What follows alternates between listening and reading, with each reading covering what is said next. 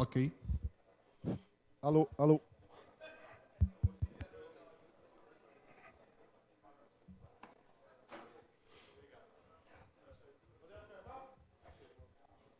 Alô, esse não tá. Alô. Tá ligado embaixo, mas não sai. Alô.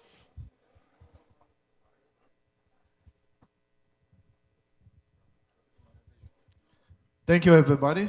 The coffee people are very happy that you like the coffee a lot. Next talk is Dr. Alexei Pozanenko that will talk about the observations and investigations of transients. Oh. Alexei, it's up to you. Go ahead. Okay, thanks.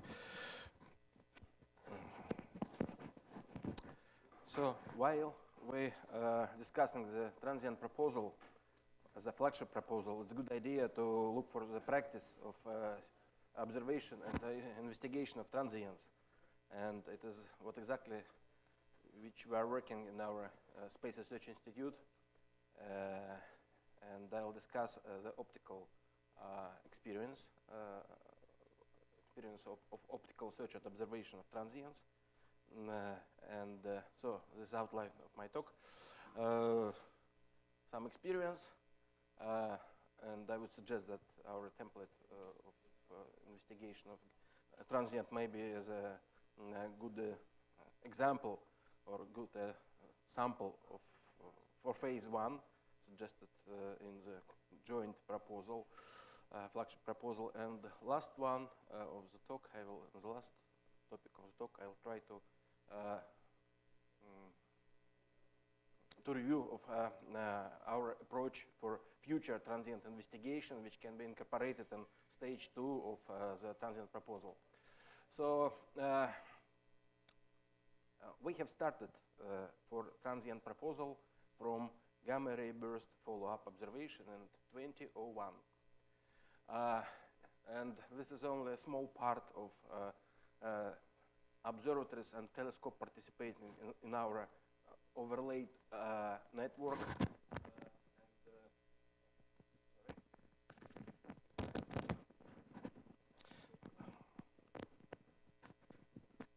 Our network started from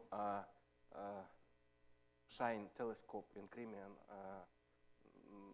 Astrophysical Observatory. It's 2.6 meter telescope, and the first observation was done in 2001 in the prime focus of this instrument. And 20 years before 2001, the prime focus not used in the 2.6 meter telescope. We were first who equipped primary prime focus of this telescope with a CCD imager. Next, more and more, and now we collaborate with more than 15 different observatories, and sometimes use up to 30 telescopes for follow-up observation, gamma ray burst, and not only gamma ray burst, but we started from gamma ray burst. What is interesting on this figure is the new old one telescope in Kazakhstan, in South Kazakhstan. It is the name of a place, Asiturgen. The telescope, this is Edelweiss like flower, was built, building was built in 1980 of previous century. And more than 40 years equipment, prime mirror and second mirror, just sitting in somewhere in the building. And 3 years ago, we with our Kazakh colleagues, mostly Kazakh colleagues with our some small help, succeed to restore a beautiful telescope which has a diameter 1.5 meter, produced by Litkarina enterprise and totally built in Leningrad, very famous at that time optical mechanical enterprise. So this year we obtained first light with this telescope, 1 meter telescope. It is close to the parameters of this telescope is very close to parameters of very famous Majdanek telescope. Where is it? This one. So this is a predecessor of this telescope. Approximately the same parameters. And astroclimate, not so good as in Majdanek, but very close. So we have more than 1,000 hours per year with seeing, with mean seeing, with median seeing, not mean, median seeing, maybe 1.5 arc seconds. The best seeing which I observed on this site, 0.8 arc seconds. In Majdanek, we observe sometimes summertime seeing 0.6 arc seconds. Well, so this is our equipment. This is overlay network. You really understand, really see that it is not homogeneous. It is unhomogeneous network. So each site uses different telescope, and we use telescope in each site for photometry mostly, and in two cases for polarimetry and spectroscopy. This is our transient network, which we gather many years, and this is some telescope, some main topics of this network. So first of all, most of telescope and observatories not dedicated for transient observation. Unfortunately, this is not robotic telescope. Besides new one, which built in collaboration with George Smoot project in Kazakhstan, and it already used for alerted gamma ray burst observation. And as far as I remember, I sent to GCN circular after observation with this telescope. It is in Asuturgen in Kazakhstan. So we have different relations with observatories. Mostly it is agreement for guaranteed time for 1 hour after trigger. And what does mean trigger, I'll discuss later. And in few cases, we have only scheduled time for observation due to impossibility to fast change equipment. For example, this is old telescope, I mean Shine telescope, 2.6 meters. Old telescope, and the equipment could not be switched on from spectroscopic mode from QD focus for the prime focus. So it's need one day just and technical personnel it could should help to change mode of operations. So aperture of our network from 0.6, 0.7 up to 6 meters, and what primary which we produce in our network is a multicolor follow-up photometry. I would say that in one case during our all operations, we found prompt emission in semi-robotic mode, but mostly we observe early optical transients, or in GRB paradigm. We observe early early afterglow and all optical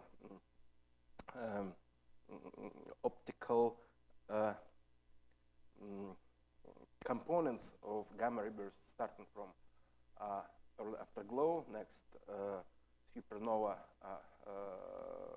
appearance if it is sufficiently close, and if it possesses supernova, because short gamma ray bursts not possessed afterglow, and long gamma ray bursts mostly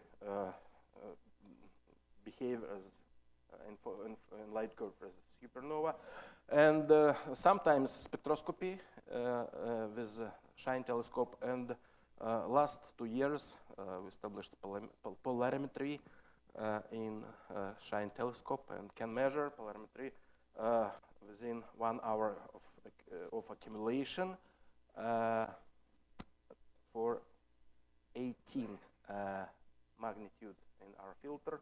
with accuracy 0.1%. Linear polarization, so it's not so bad for our equipment. So twice we have an opportunity to measure linear polarization. Next, it's just a description of our experience, so please be patient. So what we have done in our Space Research Institute, so Space Research Institute's acronym is IKI, in Russian. So this is a Space Research Institute. So we produce in our Space Research Institute all planning for transient observation, and now we observe not only gamma burst, but tidal disruption events, but mostly alerted by LIGO Virgo, alerted by space-borne telescopes, and we do not follow for neutrino because, from my point of view, it is senseless because neutrino cannot be detected from cosmological distances. Just to save our time, but sometimes if it is related to some neutrino events related to LIGO Virgo sources, so we follow up just to not miss chance to to publish good paper after that. But mostly we don't follow not Antares, not IceCube, not Baksan, especially Baksan because Baksan neutrino observatory in the North Hemisphere, and one need southern telescope, optical telescope, just detect upward neutrino. Sometimes it's funny to look for GCN circulars, which okay, it's not related to the conference. Sorry. What we have done and are doing in Space Research Institute, data reduction in pipeline, all data gathered in Space Research Institute are calibrated, and we have two pipelines for astrometry. It is by Apex software. It is a proprietary software used for space tracking, and photometry by widely distributed IRF package, which is well established as de facto as a standard for photometry, and for many other topics, of course. Next, we combining multicolor observation from different observatories to light curve, to a single light curve. It's not so. It's not very simple procedure because we have different matrix, different CCD imagers, sometimes CMOS imagers, and slightly different filters, and we have some pipeline for secondary standard, photometric secondary standard definition, identification, which is suitable for different field of view, which we use in our network. And next, we produce combined light curve of afterglow or some other events, so which we observe for supernova. We observe not only supernova related to gamma bursts, but other supernova, but I am not discussing it now. Next, we have some more possibility to physical modeling with two physical models, jet models, and models which can model up to, which incorporate acceleration of electrons on the shock wave, and that we can model not only optical and X-ray, but up to TEV emission registered by MAGIC, and yes, so it's most prominent, most sounding last year for two bursts. And spectroscopy, we are not at home in spectroscopy, so we are asking sometimes to help us, and we collaborate with North Carolina University in the United States about spectra. Now it's and with special astrophysical observatory guys, and of course with our collaborant from South Africa and Poland, and in Spain. And I would stress that most of our observations are not used, just because so 90% of observation after gamma ray burst not used just because of one or two photometric points or only upper limits, and unfortunately, 52 years after discovery gamma ray burst, it is not a good idea to make science on the only one or two photometric points only in optics. So nowadays we need a multi-frequency observation from X-ray and from TV up to radio, or multi-messenger, as you know. So multi-messenger, single successful efforts was a detection LIGO Virgo binary neutron star merger in 2017, and observation gamma ray burst. So I'll discuss it. Short gamma ray burst detected by Fermi and integral. So what else? What our next experience? Now experience is following. So it's what we would like to develop and what we are working in our software and hardware.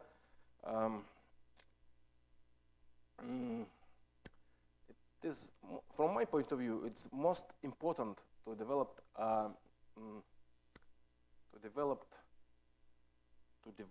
a pipeline for automatic pipeline for transient search in wide fields,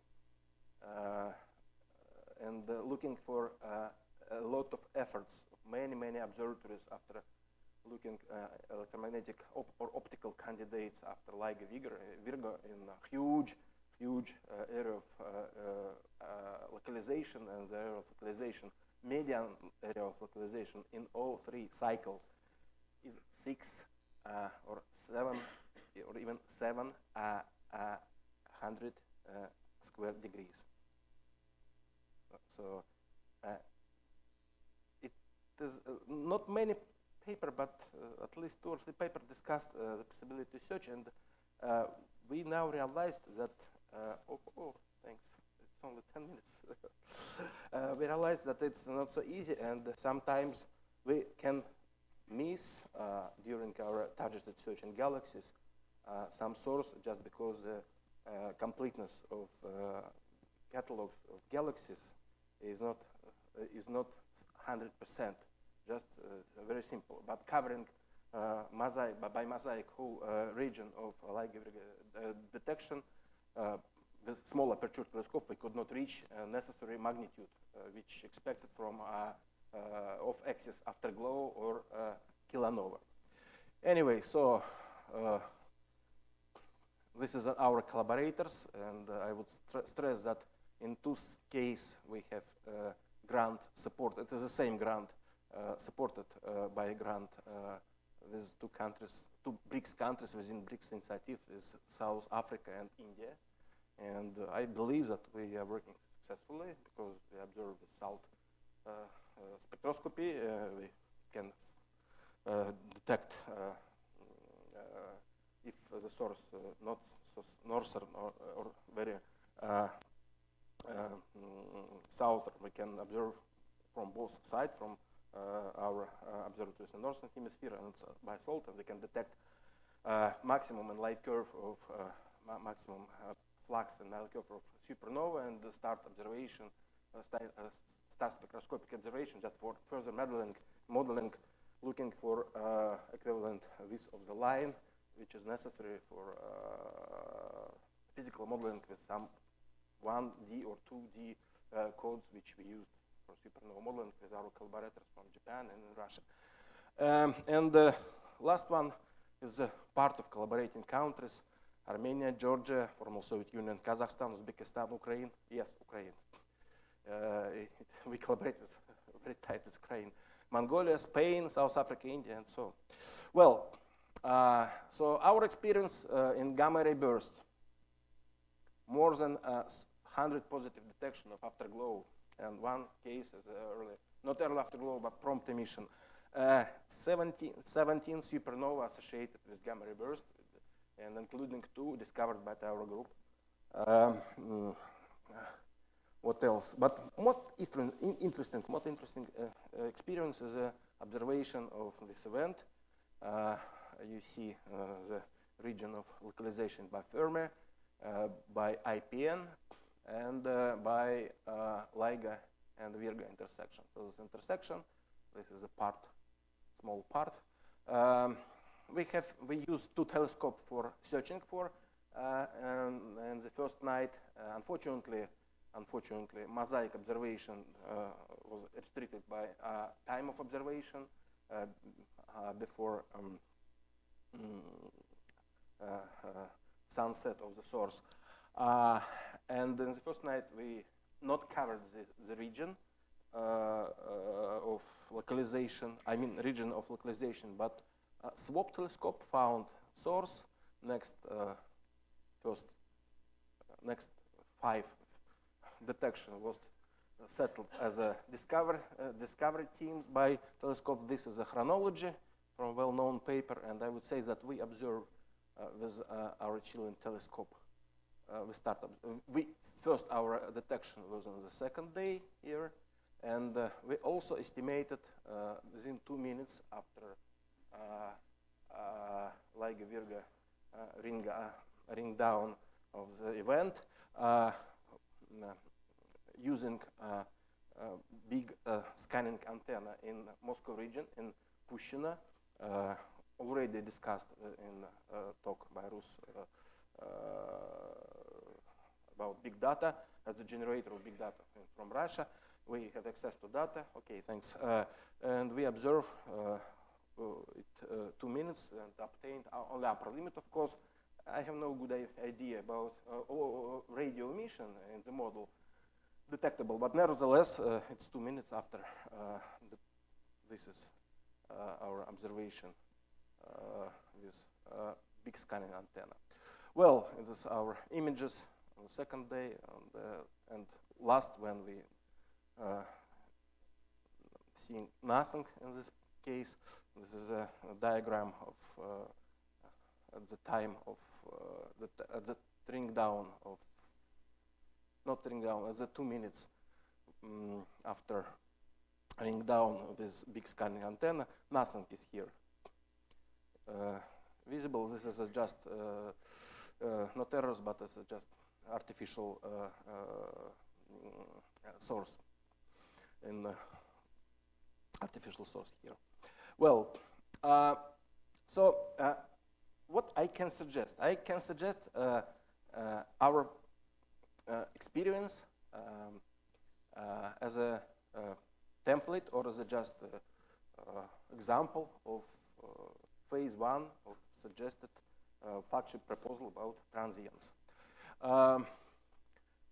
What our most can be immediate participant. So the most interesting for this project is just our network can be immediately incorporated and immediately feed up the transient proposal if it will be supported even without financing on the early stage. And maybe last one, which I point out in my talk, is desired from our point of view, because we are working with more than 18 years for optical transient observation. In different collaborations and discussions, we elaborate some possible mechanism which is suitable for any kind of transient, and it is especially fit to fits to the detection of short duration transients in optic, because short duration transients, as we know from David Buckley yesterday talk, it is terra incognita. So this duration less than 1 hour or 1 minute or even less than 1 second, it is impossible to cover whole sky with very deep observation. So our understanding of this is following. First, what I discussed on next slide just fits for any kind of, most kind of transient, but of course mechanism, especially facilities, should be differentiated for different transients, for supernova and for short transients or for near Earth objects. Unfortunately,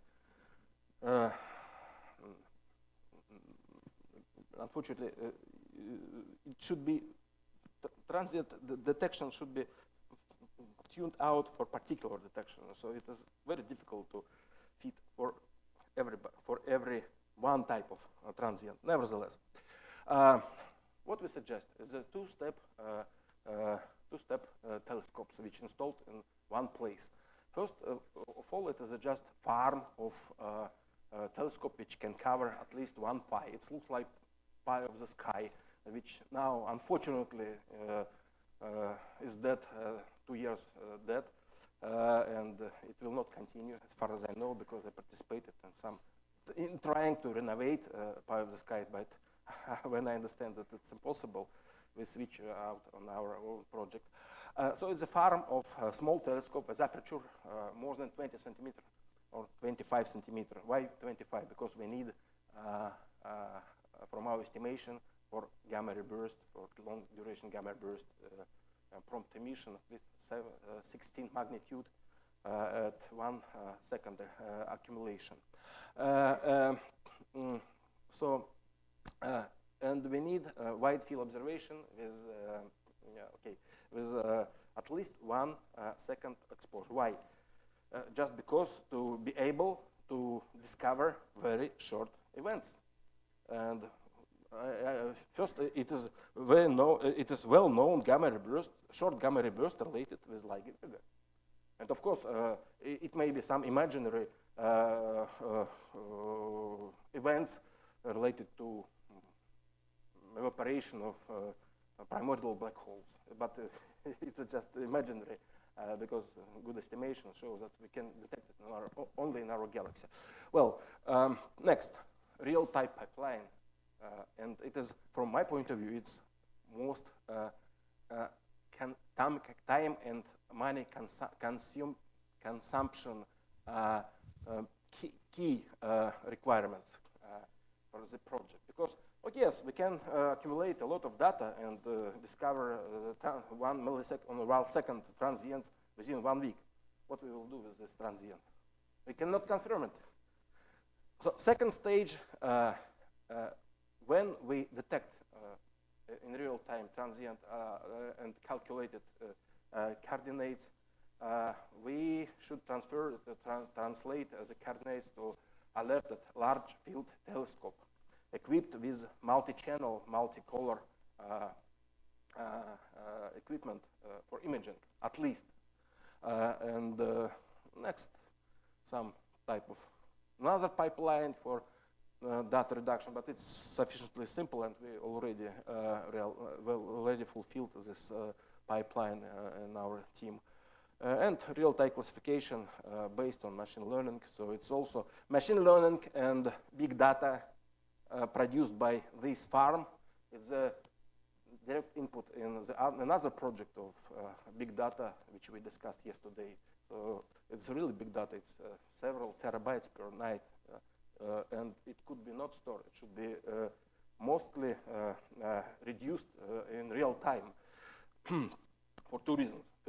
It is difficult to store such amount of data, and second, we need real-time reaction of large telescopes for follow-up observation and for identification of properties and next classification and so on. Well, this is required facilities. I will not discuss cost and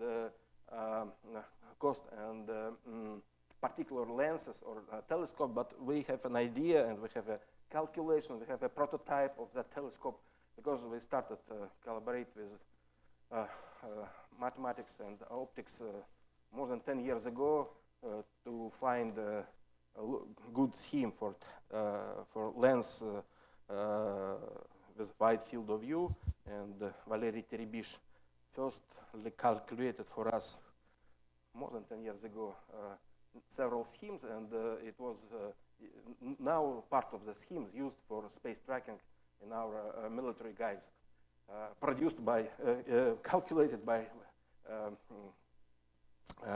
Valéry Terebish, who is some prominent optic. He calculated many optical facilities for Chilean observatories.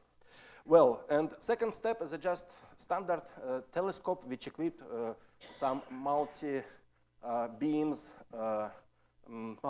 multi-color simultaneous measurement, imaging, and one prototype, not prototype, just used ground facility, ground imager is using in ESO observatory and led by Jochen Greiner. It can be used as a prototype for design detector. Well, thank you for attention. Thank you, Alexei. Alexei, I have a quick question. When you say large aperture, how much large are you talking about? Oh, you see. So 4 meter, 8 meter, 20 meter. Large aperture. From my point of view, we use 1 meter telescope. Okay. So 1 meter telescope is enough. Okay. For the first, it's enough. Okay, thank you. Question? The more the less, the more the better. Yeah, of course. But one is a good So start. it's just a trade-off between fast reaction, because 2 meter telescope, it will take 2 minutes to slew. 1 meter telescope, it maybe less, it's maybe 40 seconds, depends on the mounting type. Yeah, so Alexei, there's, as you know, quite a few ground-based optical telescopes that are aimed just to look for optical counterparts to GRBs, like Grond and Rotzi and Watcher and all of those. The Grond and Rotzi is absolutely different. So I Rotzi know, is but- very fast. Yeah, Grond is a few minutes. Well, yeah, okay. There's some that are very rapid, able to get onto the target within minutes of the GCN. So I'm just wondering, do you have some feeling for how many are being lost for whatever reason?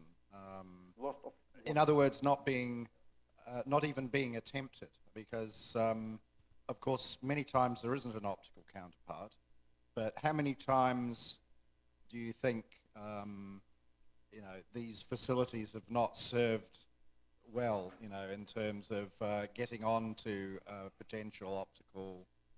It's a good question. Because I thought that it was reasonably good that this network was doing a.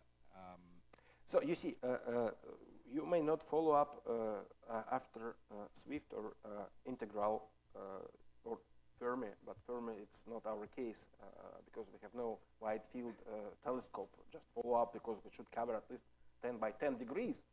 But looking for integral and Swift. So I would say that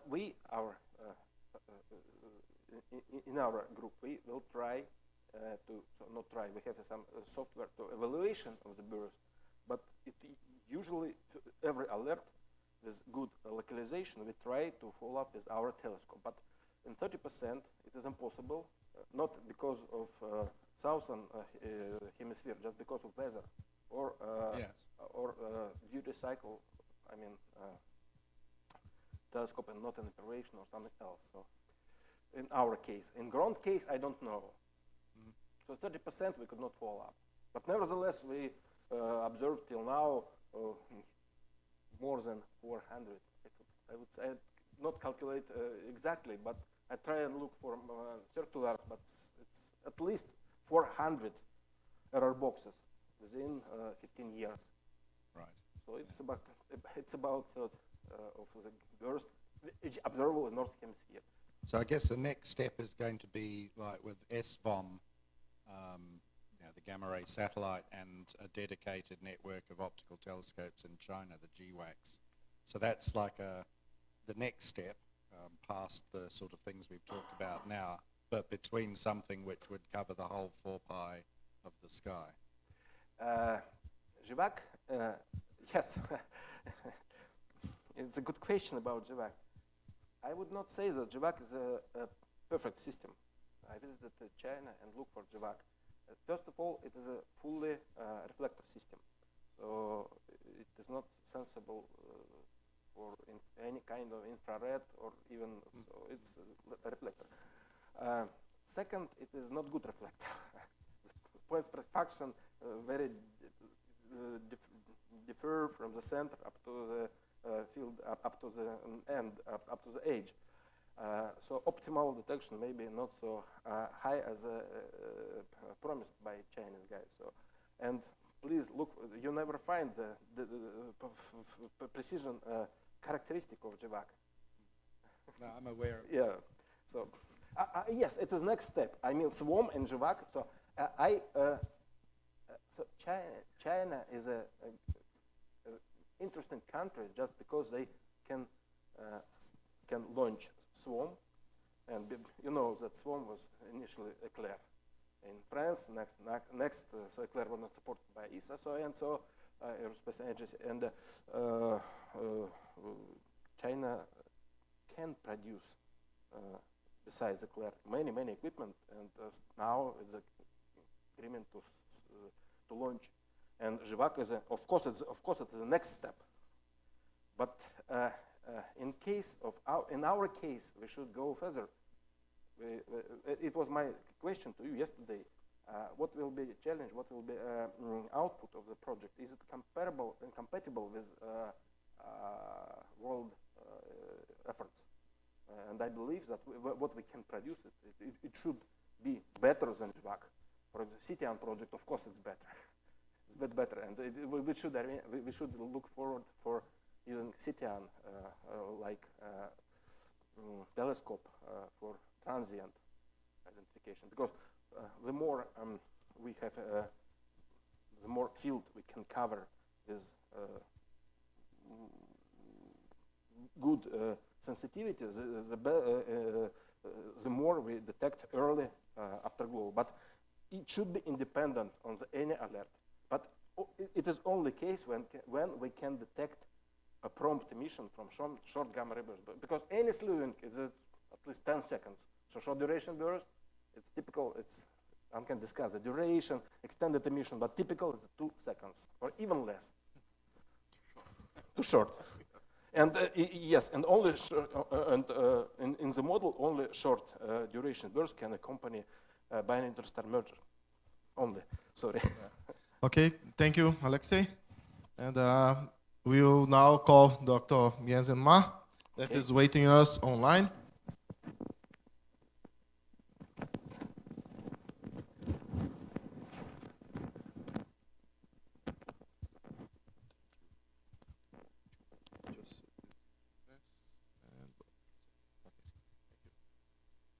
Hi there. Hi, Jensen Ma. Nice to meet you. We can hear us. Just say okay with your hand if you can hear us.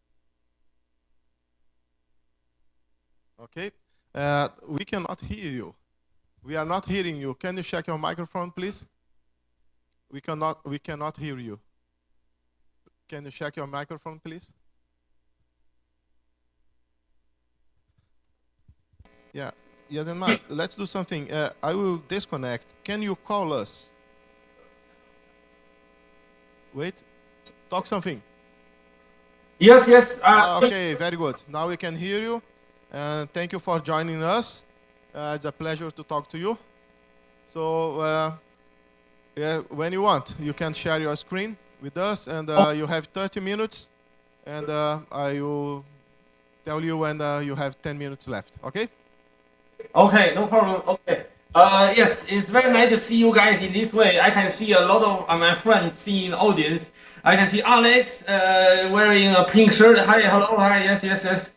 Eunice over there, and also Russ behind, and David and Patrick, etc. And does the Chinese people mountain Dr. Zhao Changying is around, or he's not attending? The Chinese... they are attending, but they just left to sign some paperwork, and they are coming back very soon. Okay, all right. Okay, great. So let me start my presentation. here. All right. Let me see to share my screen. Start sharing. Can you see my screen now? Yes. Okay, Very great. good. Okay, so basically here I'm making a presentation for the BRICS collaboration on H1 and 21 centimeter cosmology. And basically I'm currently at University of KwaZulu-Natal in South Africa. So I'm coordinating with this initiative to basically probing the H1 21 centimeter cosmology, which is the biggest thing in the current cosmology, I believe. So this diagram showing you the evolution of the universe from the beginning to the current time. So as you can see, the universe starts from quantum fluctuations, and after that there is an inflation period, and then there was basically hot plasma experiencing the baryon acoustic oscillations and get an imprint at about 380,000 years. And after that, the universe experiences the dark ages, and then gradually structure will form. First of all, the first star formed about 400 million years ago, and then basically later on the galaxy and planet will basically start to form. And now we are experiencing the accelerated expansion of the universe due to the driven of dark energy. Right? All right. So in this presentation, I'm going to present to you about 4 major topics. The one thing is about what is the 21 centimeter cosmology and why that is important towards understanding the cosmic evolution. And second is why BRICS collaboration can play a unique role in this research initiative. The third thing is about how do we collaborate? What is the mechanism that we can collaborate? And finally, it's about the expected outcome. What is eventually we want to get? And what is the target that we really want to get? So these are the 4 basic, the major thing I want to present in the next 20 minutes. Okay, first of all, what is a 21 centimeter cosmology? First, this is about the physical mechanism. So what we're talking about here is the ground of the hydrogen atom. As you can see, for hydrogen atoms, there is a proton, there's an electron cycling around the proton, and there are different energy states. So what we are talking about here is the hyperfine splitting between the EP, the electron-proton parallel, and EMP anti-parallel state, which you can see here showing at the basically the lower part here, which is the 21 centimeter. So comparing to the Lambda alpha emission, which is jumping the hydrogen atom jumping from the first excitation state to the ground state, these wavelengths will be shorter, will be much longer than that, which means it's actually corresponding to the hyperfine splitting of the ground state, which is a much smaller energy gap. So these wavelengths emitted from the early time will be basically stretched out as the universe evolves, basically by a factor of 1 plus z. We'll see in a minute. So the universe really transit, if we just basically taking the structure formation period out of it and basically amplify it, as we can see, the universe experiences the collisionist coupling regime between the CMB photon and also the gas. And after that, there will be it will experience the dark ages. And there will be no 21 centimeter signal. And after that, it was the cosmic dawn. Basically, the first star start to form, and that will emit a lot of Lambda alpha photons and so on. And then later on, the structure will form and emitting X-rays and UV light. And after that, the entire universe will be ionized and become purely ionized. So eventually, we could have the DLA system, the Lambda alpha 4 system for the very big galaxies. So this is the basic ionization process from early on, the neutral, all the way up to the ionized state.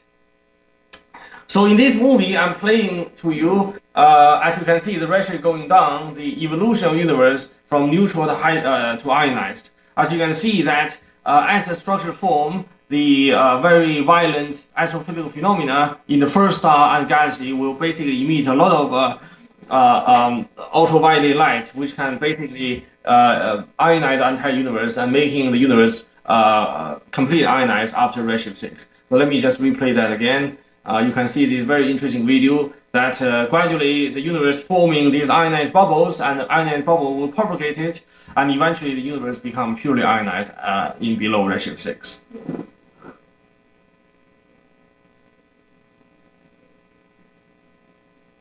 Okay. So in this physical process, if we plot the temperature evolution of the spin spin temperature, kinetic temperature of the gas, and also the photon temperature, we'll see something like this. The photon temperature is dropping as 1 over A as the universe expands, showing as the blue dotted line here. And the gas temperature will be firstly dropping as 1 over A squared because gas just cooling down adiabatically. And then later on, it will be basically going to a very high temperature because the structure formed, and therefore the first structure, after the first structure formed, it will heat up the gas completely and making the gas temperature to be very, very high. So the gas temperature is following the blue, sorry, the green dashed line here. And the red line is the spin temperature, which is the extrapolation between the gas temperature and the CMB temperature. First of all, it will trace the gas, and which is called kinetic coupling, and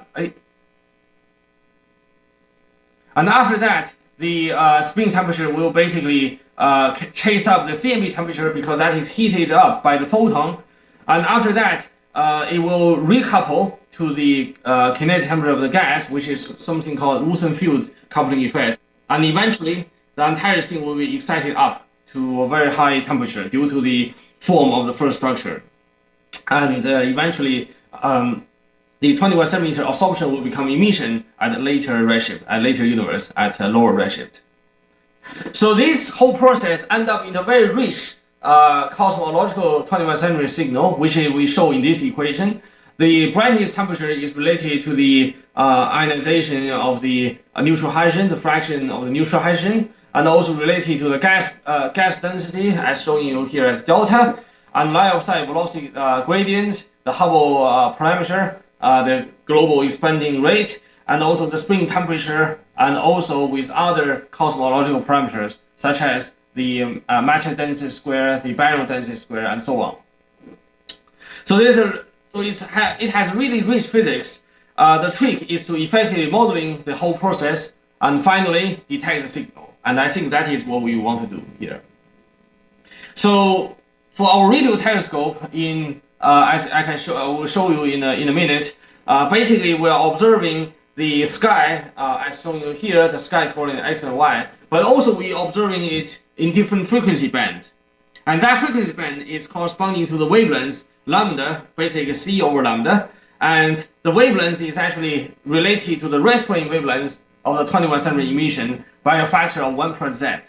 So basically, we are observing the stretch out of the original emitted 21 centimeter emission from the neutral hydrogen, and we are by using multiple frequency, we are basically sliding down the universe into different slices, as shown here, just like we are sliding down the Swiss cheese in different slices. And x and y coordinate refer to the sky coordinate in the sky. So eventually we will get a tomography of the 21 centimeter map by using our radio telescope. So just one more slide again, you can see that this is the entire brightness evolution, brightness temperature evolution. We have a dip, and we have another dip, and eventually goes to 0. So the first dip due to collision coupling, and then the first galaxy form, and second, the big dip is due to Wilson field coupling effect. So the last year, the announced AGES experiment aimed to basically measure the second dip, which is due to the big dip, this deeper one due to the first galaxy formation. But what they find is the depth of the signal is 3 times of the standard model, and also it shows a pretty flat bottom signal, which seems to be some unclean systematics. And there's a first structure turn on, then the realization turn on, the brightness become positive, and eventually goes to 0. So this is all about 21st century cosmology, the general aim that we want to do here in this proposal. And the next thing is about why BRICS collaboration, why we can do this. As you can see here, that this slide is showing you why we can do this. because in the world, the major radio astronomy experiments are located within the BRICS country. S showing as South Africa, C showing China, and D showing you Brazil. And on the left upper corner here, this is the South African Meerkat telescope, and this is a paper telescope also in the Karoo Desert. And in the middle one, this is the current Hira telescope, the 14-meter telescope, close to the paper telescope, just around 2 kilometers away from the Meerkat telescope. And right lower corner here is this current ongoing the Hira telescope proposed by my university, KwaZulu-Natal in South Africa. And this is the PRISM telescope that people are conducting in the Marion Island in South Africa. This is the Brazilian's Bingo telescope. I guess they already identified the location and currently basically doing the manufacturing of the telescope. And for the Chinese one, this is a famous 500-meter telescope in the Guizhou province. And this lower one is the Tianlai telescope in the Xinjiang province of China. So basically, around the whole globe, these kind of the major radio telescopes are located within the BRICS countries, and we have the unique strengths of basically pursuing such kind of research and eventually provide the first detection of the 21 centimeter at high redshift. So, and what are the scientific topics? And certainly things are not easy. We live in the current time, which almost all easy things has been done by the previous people. So we are facing challenges of measuring this 21 centimeter signal. So the major thing, I think the major challenges are four aspects: simulating the 21 centimeter signal, calibration of the interferometer telescope, and also cleaning the foreground for the single dish telescope, and eventually extracting the cosmological information. For the last one, I think we need machine learning technique. I will explain to you why we need machine learning for the last one. So for the first, for the second and third one, referring to the interferometry and single dish, two different methods of measuring this 21 centimeter. As we can see in the previous slide, for the Hira, paper, and Hyrax and Tianlai telescope, those are the interferometry telescope for forming different kind of baseline that we need to clean, we need to calibrate. And for single dish, Meerkat, and also the, Meerkat mode for single dish measurement, and fast telescope, and the Bingo telescope in Brazil, and also this PRISM telescope are the single dish telescope that's mapping out the H1. For that, we need a pipeline to clean out the foreground contamination. Okay, so this is our team currently, as a proposal already sent to Eunice, Taklani, and all of the other people. So currently we have this team of South Africa, China, Brazil group, basically. So here I'm coordinating it, and in China, Shulei Chen is coordinating on his side, and in Brazil, Alex is basically coordinating on this side. And those are the basically team members in this proposal. And I will explain to you what are the expertise for each of the people and how can we collaborate among different team members. So first of all is about simulating the 21 centimeter sky. And what we need to do is to develop a computer code to incorporate different astrophysical mechanism for the cosmic evolution and finally produce the map and also the power spectrum.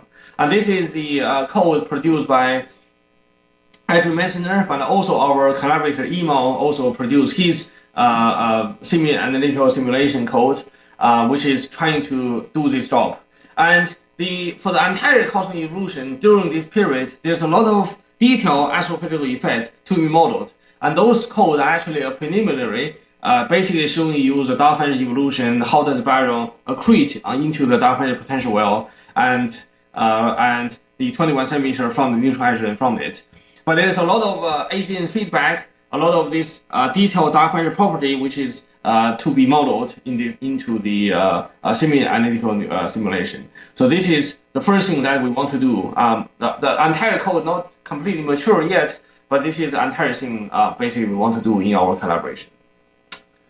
And for calibrating the interferometry telescope, as you can see that in the previous slide, which I showed to you, most of the telescopes are basically in the redundant baseline scheme, but there are also errors in the beam and also in the feed. So we need to consider them, and actually to forming this something called quasi-redundant baseline calibration. And this is basically my group and also Mario's group is doing, which is trying to using the technique to basically calibrate the system of the interferometry, which is not completely redundant baseline, but quasi-redundant baseline. Consider all of the subtle effects, because otherwise your data will have too many systematics, and eventually will certainly bias your signal of the measurement of the 20 centimeter. And one of the things that my students have achieved is to be able to successfully calibrate the gain amplitude by using the quasi-redundant baseline calibration, as you can see in the upper left plot here. But for the phase, it is still not yet well calibrated yet. So I think this is the working in progress project for us. For single dish, the major thing is about cleaning the foreground, and that is applicable to Meerkat, to Bingo, and also to the FAST Chinese survey. So this plot showing you the necessary.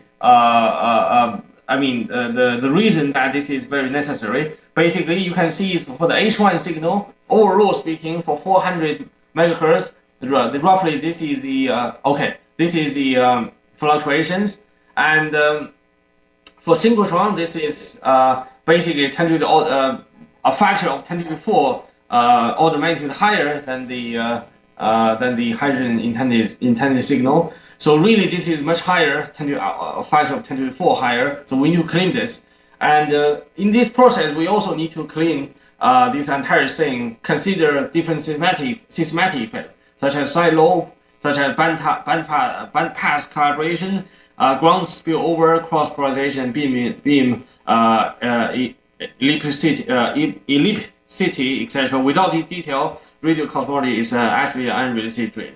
So we are basically forming this due to the time constraint. I can't go through the detail. We're forming a big pipeline and trying to clean out the single dish foreground by using by considering this, and eventually going to generate, going to component separation and separate out the foreground and chasing the parameters. And these are just some preliminary results. I will just jump through. And what I want to show you is that, let me go to the next slide. I can show you that for the current preliminary result, the input signal recover signal can be well aligned into a y equals x line, right? And certainly in the future, we will consider a more subtle effect especially into the beam, as consider the side lobe of the beam, and making our pipeline to be more robust to different configuration of the beam. Finally, it's about extracting parameters, and you can see that this whole process, the ionization field, is very, very nonlinear. So this is not like the CMB, where the CMB is mostly Gaussian, and you can use the power spectrum to calculate the basically all of the correlation information and fitting parameter based on it. This is what we achieve in Planck satellite. But for 21 centimeter, this is all very non-Gaussian, so the power spectrum looks very featureless, right? Like the right-hand side. So we need machine learning method to actually extract the entire field, the information from the entire field, rather than just rely on the power spectrum. This is why we're developing that. Okay, for the proposal, I need to also present in the next maybe 5 minutes how we collaborate. We are forming joint research center, joint research group. We have regular telecom and annual meetings. We have joint research project, and we training students and fellows. And finally, we also have infrastructure built up. So let me just quickly go through for the next 5 minutes. These are the workshops that South America China basically organized for the last 5 years. That we are the first one, cosmology with large surveys, and certainly there are others, optical, big data, VLBI, and also the Meerkat synergy, Meerkat fast synergy workshop. And this was the first workshop we did in China. We have a lot of interesting people come around, and eventually we form this MOU, and China and South Africa collaboration is on the cosmology has been established. So we formed this NEOC, UK Computational Astrophysics Center, to jointly collaborate on the radio cosmology program between the two countries. And 2017, that the National Observatory of China, Dr. Jun Yan, and come here also signed a further contract with us 2 years ago, basically on reaffirming these details. So by being witnessed by Takalani here, and also with the Chinese Embassy Science Counselor here, to consolidate this collaboration between the KwaZulu-Natal and also the National Observatory of China. And also we have a lot of interesting workshops we organized in the last several years. And this is the delegation of South African delegation to the Chinese Fast Telescope. Last year, as you can see, me is here and Claude is here, and with the other with other people. And this is the China South African scientists high-level dialogue, basically hosted in Victoria. And this was the very interesting conference, the BRICS Astrophysics and the Gravity Conference that hosted last year, basically in Sri Lanka. I think Carlos was here, Alex was here, basically, and plus the other delegates from the 5 different countries. So we have a lot of joint postdocs here working on the joint project of the 21 centimeter and the H1, and also we have secured a lot of external funding for this. We organized 9 bilateral workshops and visits. We published 24 peer-reviewed journal publications from 2016 to now for the last 3 years. Right? So currently, this entire thing is funded by institution. We hope that this project will be supported at national level in the next 5 years. So last slide, because of my time constraint, the last slide would be this. Would be the expected result. What is the what we want to get? This is what we want to get. So this is the current upper limit on the 21 centimeter power spectrum by a different experiment at different redshift. As you can see, they are all pointing down, and the fiducial model is the black dashed line here. And what we want to achieve is to play our own error bar, an own error, and we must be doing better than other people showing this diagram. I hope that we will do this by placing error bar somewhere, maybe not here, maybe here, maybe here, maybe on the left, maybe on the right, but over the redshift range where our telescope is sensitive to, that is roughly in between redshift 6 to redshift 24, putting it here, and hopefully we can make the first measurement on the 21 centimeter power spectrum in the next future. So by looking into the past history, this was the CMB experiment, as you can see. The Planck 2018 showing you a really detailed measurement of the power spectrum of the cosmic microwave background radiation formed when the universe was only 400,000 years. Whereas the right-hand side was the CMB power spectrum measurement 3 decades ago. In between 1980s and 1990s, people only have this diagram. As you can see, all of the error bars are pointing downward, and there's no look like there was really far away from the underlying theoretical predictions showing at the black solid line here. But 30 years later, we reached the left upper corner here. So that's a 30-year measurement. That makes the cosmology really come into the precision area that people can use this data to measure dark matter, dark energy, and probing all of the interesting physics on the universe on very large scale. So what we want to achieve is to place our own error bar in this collaboration and eventually pinning down to the fiducial model and using that data to measure the cosmology. I think that's all. That's all my presentation. Thank you. Thank you very much. Questions for Jens-Emma? Yes, Dimitri? What funding do you need for this project? I can't hear clearly. Money. How much money you need? How what? Funding, money. Budget. Yeah, question, yes. What question he has? The funding for the project. How much money you need to run this project? Oh, how much money? We have a table. I think we submitted to Takalani. Let me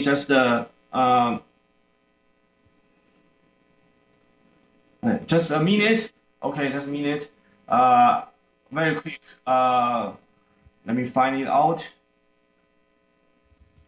Hi, Yinzi. I think in terms of what you submitted, it's about €1 million a year you've asked for at this stage. Yeah, let me find into more. As a scientist, I just want to make it more precise. Okay, this is what we need. You see this table? Yes, we see. So this is a project table. So these are the currencies for the next 5 years: Southern Rand, Chinese yuan, Brazilian real in this. And I think we roughly need this amount. And these are the basically the expensive profile for South Africa. How much percentage there is research equipment wise, cost for joint center, attending entire conference, and these are for the Chinese ones, and this is for the Brazilian ones. Yeah. Thank you. Another question? Yes, Alex. Hi, Nji. Hi. Do you have any plans for a joint data center outside South Africa? Because I know SK South Africa will have a huge data center capability, and I've seen Bruce Taylor presentation here. But is there anything? And I know you're talking to people in China, but is there any other projects for a joint data center, say with the other BRICS countries? Yeah. So yeah. Can you simplify your question? I mean, you speak quite fast and it was quite far away. Data center.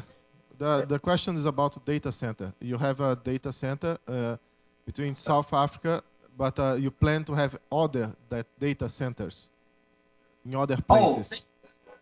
Data center. Yeah. So we haven't planned yet. At the moment, our center is mainly on bilateral research and basically exchanging ideas and having young people working together with us and having exchange students in between China and South Africa, and student graduate from here goes to China to work, student graduate from China come to here to work, etc. At the moment, we haven't upgraded that to kind of the BRICS level, I think. So I think that is something we can consider to do if we solidify our funding in the next 5 years. Yeah. I have another question about participants. Do you hear me? Because you have now just 3 countries from 5. Did you try to? You have 3 countries, BRICS countries, in your proposal. Did you try to connect our countries to establish some? I think it's better to have someone repeat the question closer to the computer so that I will hear it. Yeah. Have you considered to invite India and Russia to the project? Yeah. So we send an email to this, not because we don't want to invite. We send an email to Russian collaborator. I think is the guy in St. Petersburg, and we also send email to. We also invite India to invite this, but the Russian collaborator said he got a big grant. He probably won't involve into this in the next 2 years. The Indian collaborator said he is too busy to get involved at the moment. So that's what again. I can show you the emails actually. So we actually actively invite the other 2 countries. So for India, one is Tisanka Richardhui from NCRA, right? The National Center for Radio Observatory in Pune. Etc. But I think they are quite busy at this moment to get involved. So so we'll see. I mean, if we can consolidate the funding, I think they may be happy to join later. Yeah. Okay, yes, man. Thank you very much, and see you soon in other meetings. And thank you for joining us. Now it's time for lunch here for us, and I guess it's time for sleep for you there, right? Yeah. Okay, thank you very much. Bye. See you. Bye-bye. Okay, people, we are 20 minutes late, but I think we have enough time to have lunch. And okay, we get back at 2 o'clock here. Okay, 2 o'clock is time enough. 2 o'clock.